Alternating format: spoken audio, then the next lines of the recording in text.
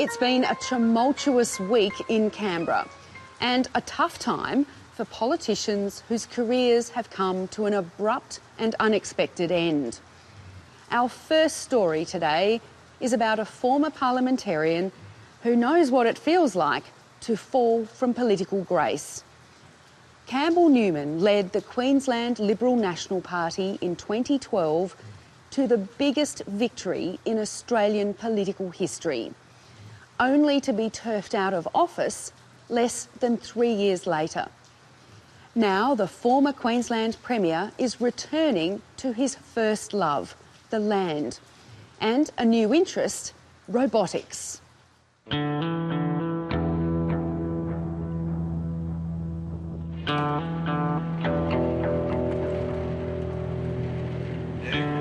Campbell Newman knew exactly what he wanted to do after 13 years in politics. Get back to his business career. And he knew just which space he wanted to be in.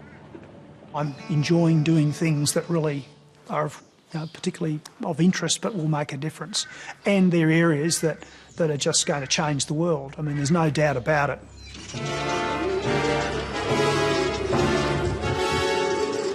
And the world changer, according to the former Queensland Premier, is robotics. This is Star Wars sort of stuff, but I can assure the viewers that this is coming. It's why he's here in Gindi, near Emerald in central Queensland, to see business partner Andrew Bate. Andrew is a visionary. He gets it, but he's very practical. He's a very good farmer. The family are good farmers, so they know what they're doing, they know what they're talking about. Not starry-eyed, dreaming and scheming. It's actually rooted in reality, in almost in the very soil of these great paddocks. Andrew Bate's shed is full of big machinery, but he believes downsizing to swarms of small, light, cheap, nimble robots will revolutionise agriculture. Oh, wow. Doesn't it look fantastic? Campbell Newman chairs the board of SwarmFarm, the company Andrew set up to design and build ag robots. This is it. This is our new prototype. This is the one we're going to take to industry. This visit is special, for SwarmFarm's first commercial robot is finally ready. We really put a lot of thought into having this stuff for agriculture, for farmers, that it's quickly interchangeable, it's all field serviceable type stuff. You can just, I call it swap-gnostic, you just swap it out. He's unemployed. SwarmFarm's first customers will be Queensland grain growers, but other industries will be targeted. Really, I see robotics as the next big productivity lift of agriculture in general. And, it's not just, broadacre crops. We're talking about horticulture, we're talking about tree crops, we're talking about pasture crops as well, whether that be woody weeds and pasture crops, better ways to fertilise pasture crops. There's all sorts of potential this stuff opens. It's really the 500-piece Sidchrome toolbox, replacing the shifter and the hammer. This is technology for farming, developed by farmers for farmers. It's not technology developed by a technology company who think they know what farmers need. And I think that's going to be one of the big things that sets us apart. In January, Campbell Newman was the Premier of Queensland. No one could have foreseen his political career would end so abruptly. Thank you, ladies and gentlemen. Thank you all. He led the Liberal National Party to a record-breaking landslide victory in Queensland in 2012, only to be turned out of office after one term. Thank you, Queensland. It has been an honour, it has been a privilege. But the former Queensland Premier says he's come to terms with his political fortunes. It's good to just be Campbell Newman, private citizen again. Is that a relief? Oh, yeah, absolutely. I mean, 13 years involved in politics, it's incredibly demanding. For me, though, it was never about politics. I've never been interested in politics. I actually don't like it much at all, believe it or not. For me, it was all about outcomes. So do you regret being Premier? No, not at all. It was a great honour. We were there trying to do our best. Hopefully, some of the things that we put in place will survive. Life out of the public spotlight has given the former Premier time to ponder his roller coaster parliamentary career. While he admits to making some mistakes, he blames media sensationalism for playing a big part in his political downfall. And I think we're in a cold, dark place, and I say that it's, yes, the politicians, but it's also the community, and it's social media, and it's the mainstream media. There's a range of things that have come together which I don't think are good for Queensland. I don't think it's good for Australia. Government and politics isn't like a reality TV show. It's not about voting the bad guys out of the house. You know, it's about what do we need to take our country or our state or our city forward, and people, frankly, would be well advised to really get back into understanding politics. I know they hate it because of the way it's being portrayed. They switch off, they think they're all fighting. But it really is important for our democracy and our future that we actually engage. You just hold the other side up while I Campbell Newman sees the shift from politics to agribusiness as a natural progression. To have a public service that served the community, to be able to build fantastic infrastructure, that's what I was about. So that's why I went into it. Now, I guess it's it's about stuff that I'm interested in and I enjoy. I think some of the great things about some of the businesses I'm involved in, particularly this one though, is it is really what the community needs as well. How much work are you going to have to do to change, like, the code? It's clear Campbell Newman is in his element. He's a geek who can talk computers with the engineers, and he has a background in agriculture. First money I ever earned was irrigating potatoes on the family farm between Devonport and Ulverston. I learnt to drive tractors and run all sorts of machinery in those days. So when I was leaving school, I had a sort of a career path sort of choice. There were two things: one, to go into the army and be an engineer, or to do agricultural science or engineering. Chose the army. It's the history of it. But I've always been interested in agriculture. So I was also involved in grain handling for 6 years, bulk logistics, a service provider to agribusiness. Andrew Bate began thinking about robots 7 years ago. He'd switched to zero-till and controlled traffic, which delivered productivity gains, but then they plateaued. He believed as machinery got bigger and heavier, they were becoming increasingly counterproductive. Soil compaction was worsening and accuracy was losing out to speed.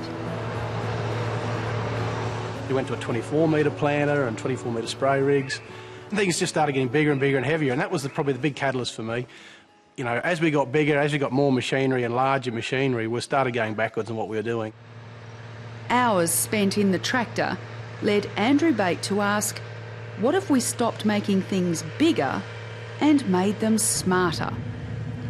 His idea was to go smaller, cheaper and slower, trading speed for accuracy and precision. The thing is, you know, why go bigger machinery? It's a labour-saving device. Everyone's trying to save labour. You know, one operator can get more acres done in a day.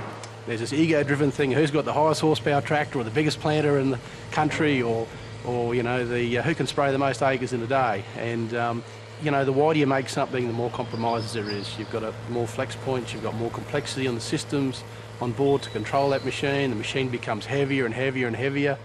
It becomes less reliable as you get more and more electronics on board and things like that. So really the idea of the robotics was to simplify things. Smaller machines that were simpler, less moving parts, less electronic systems on board, and really sort of, you know, instead of thinking how can we get the most acres done in a day, what's the best way to grow a crop and how can we use robots to do that?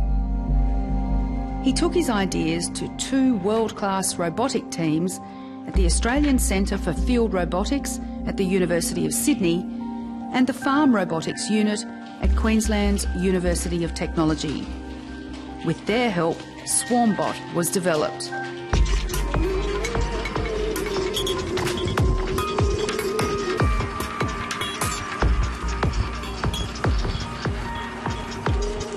Here, number 2 is spraying individual weeds. And if anything gets in its way, it goes around, finds its track and keeps working. What excites those involved are the programming options. For example, a bot can treat a plant down to an individual leaf. There are cost savings too. QUT found using agbots to target individual weeds instead of spraying a whole paddock could cut herbicide use by 40%. Speed limited to 10 kilometres an hour, fleets of bots can work unmanned night and day, reloading themselves with chemicals at a dock. The beauty of robotics is it's a scalable technology. Each robot's the same, you just scale the number of robots the size enterprise you are. So a small farmer might have one robot, a really large farmer, say in that northern New South Wales, northwestern New South Wales, might have 15 or 20 of exactly the same piece of technology. It's just fantastic to be involved with this. Campbell Newman says bots make for greener farming and should appeal to farmers near the Great Barrier Reef. You betcha. There is no doubt that this allows, again, you to farm in a way with much lower disturbance, and in those sensitive sort of coastal catchments, you can use less in the way of fertiliser and chemicals. You can be far more precise in the farming, and yet you can increase yields and reduce runoff. Local agronomist Neville CROOK says most farms have areas which aren't cropped because they're odd shapes or are hard to reach and work with big machinery. He says robots can bring these areas into production. Oh, there's no question. No question at all. I mean, the big machines work in big square, regular shaped paddocks. Robotics can get back to working in house yards. So all the little bits and pieces that are left out, they add up to a lot of country. The first problem Andrew Bate will tackle with bots on his 4,000 hectare property is the growing problem of herbicide-resistant weeds. I think zero till's heading for it's plateaued right out and we're heading for a cliff face in terms of weed resistance and things like that. So right now, I mean, our focus is better ways to kill still hard to kill and resistant weeds. That's probably the immediate benefit we're looking at right now. It's a major problem for us. We're second in the world for this problem, and we've got ourselves into a position now with zero till that we're almost spraying ourselves into a corner. And this could be a solution? Definitely, definitely. If we can get microwave technology in the paddock by using this, because this gives us the vehicle, this gives us the platform to be able to introduce microwave technology, then we can definitely see a difference with chemical use in Australia. Microwaving a weed to death sounds good. The problem's always been delivering the kill via big machines. It has to actually individually treat each weed. So speed's been the problem. You can't do it on a man-driven tractor, whereas these bots move so slowly that they can afford to stop on each individual weed and treat it individually. We've really done use for software development and a bit of a concept just to prove how simple we could make a robot. There's hearing about it, but there's nothing like seeing it for yourself. Amongst a group invited to see Prototype 2 recently was cotton grower HAMISH MILLAR. I think it's fantastic. Great to see some sort of innovation in agriculture that's well and truly overdue. I suppose we'll sit back for the next sort of year or so and just observe, but I definitely see, after watching today, I think there's an application for us pretty much immediately. Well, we can do that tomorrow when you show me. Beyond killing weeds, the plan is to program bots to do a variety of tasks in a range of industries. And do you see that it could one day harvest wheat, that it could pick grapes, that it could go in and suck up insects off a cotton crop? I don't see why I can't, but again, it's all about getting that information and processing on board. That's the difficult part. SwarmBot 3 will be killing weeds in grain paddocks in December. More bots will be built next year, but they won't be for sale. SwarmFarm's starting out by providing contract services. We're going to make sure the job's done properly. So that's why it should be a service up front. I think it's critically important. We don't want people to sort of try it, say it didn't work, discard it. I mean, there's plenty of technology stories around in Australian agriculture where that's happened, and disappointments abound, but this is going to be done properly. What about just for the purposes of trying to put a heel in the dirt, just going, we're just ordering every... The board is now getting to the pointy end, planning the building of bots and getting them working so farmers see what they can do. There's that much technology sitting in some of our spray rigs and headers now, and farmers do not use it. It's just too confusing. They don't know how to operate it, so they switch it off, or they just use the absolute basic functions because it's just way too complicated. You know, that's what we're sitting with current agricultural technology, and that's why, you know, a lot of ag technology's got a bad name, because it's too bloody complicated, no one uses it. The critical issue, of course, is cost. No matter how impressive the Star Wars technology, it has to help farmers improve their bottom line. We don't actually know what that cost will be, but, you know, we're thinking more along the lines of what a work ute's worth, rather than, you know, what a modern spray rig or something like that would be worth. Here's the SwarmBot 3. Got to do the future of farming.